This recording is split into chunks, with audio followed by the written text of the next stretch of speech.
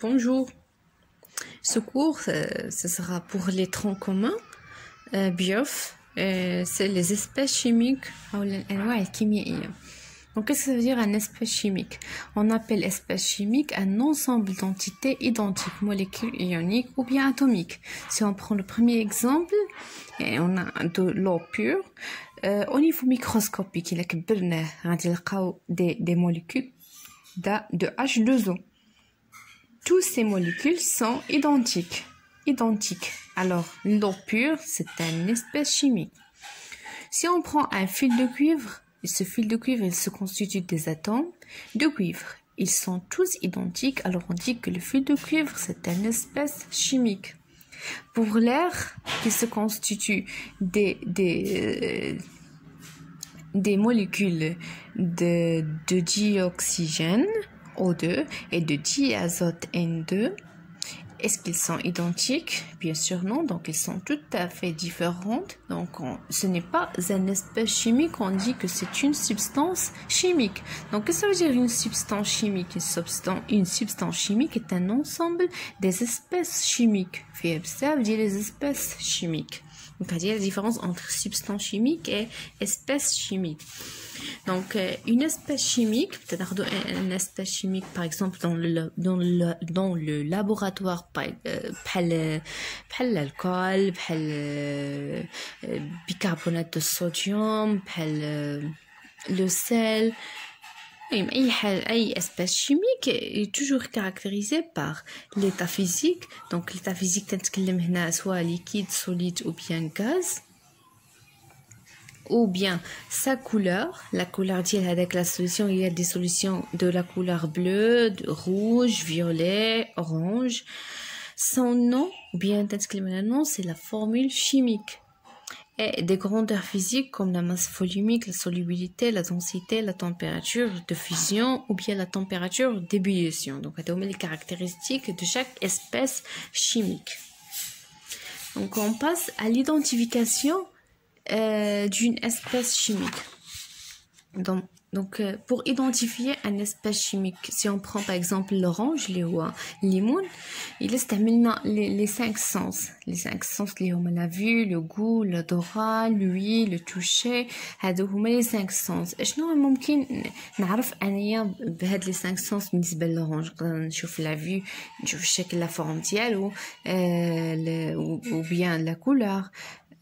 L'odorat, l'orange, le toucher, la forme, lui, est-ce qu'il y a des gaz ou non? Donc, un jus d'orange, donc tout le monde va dire que l'orange il contient d'eau, les films. Donc, est-ce que c'est vraiment le jus d'orange عنده الشكل ديال الماء؟ تنعرفوا بلي الماء il est invisible، ما عندوش la couleur. ولكن le jus d'orange عنده une odeur, عنده une couleur. Donc on dit que les 5 sens ils sont insuffisants pour identifier une espèce chimique. Alors pour identifier les espèces chimiques, on réalise certains tests chimiques. Mais les tests chimiques اللي déjà درنا دوتهم حتى مع التلاميذ في لا كلاس راه ديجا شافوهم. Alors pour les tests chimiques qu'on fait pour identifier certaines espèces chimiques, parmi les espèces chimiques qui contiennent l'orange, le limon, il y a de d'eau. Pour savoir si l'orange contient d'eau ou pas, on utilise du sulfate de cuivre anhydre, هو كبريتات نحاس تاني لا مائي. Donc ce sulfate de cuivre, c'est une poudre blanche en absence d'eau. Et on va بيض. ولكن si il y a d'eau, il devient une poudre bleue. وإلا درنا في une solution تعطينا une solution de couleur bleue. Pour le glucose، يعني إذا كان بغينا نكشفوا على السكر اللي هو نوع من أنواع السكريات glucose، on utilise la liqueur de féline. هاد la liqueur de féline la couleur ديالها en absence de glucose. ما كاينش glucose voilà la couleur ديالها elle est bleue. Donc on a oublié de l'écrire ici. Donc sa couleur elle est bleue.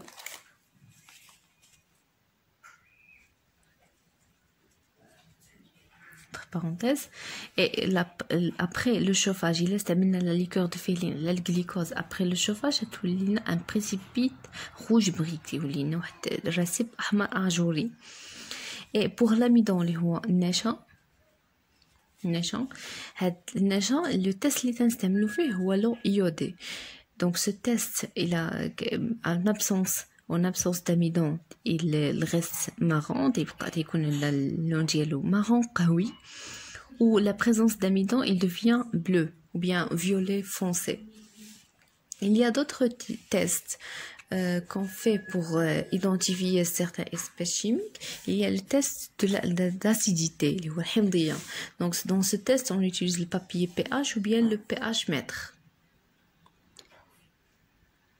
Donc si le pH est inférieur à 7, il s'agit d'un acide, égal à 7, il s'agit d'une solution neutre, supérieur à 7, c'est une solution basique, on dit que c'est un base. Pour les types des espèces, pour classer les espèces chimiques, on peut classer ces espèces en deux catégories. Il y a des espèces chimiques qui sont naturelles et des espèces chimiques qui sont synthétiques.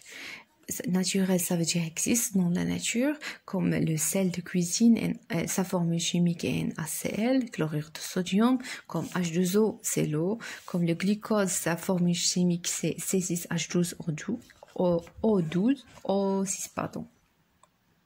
O6.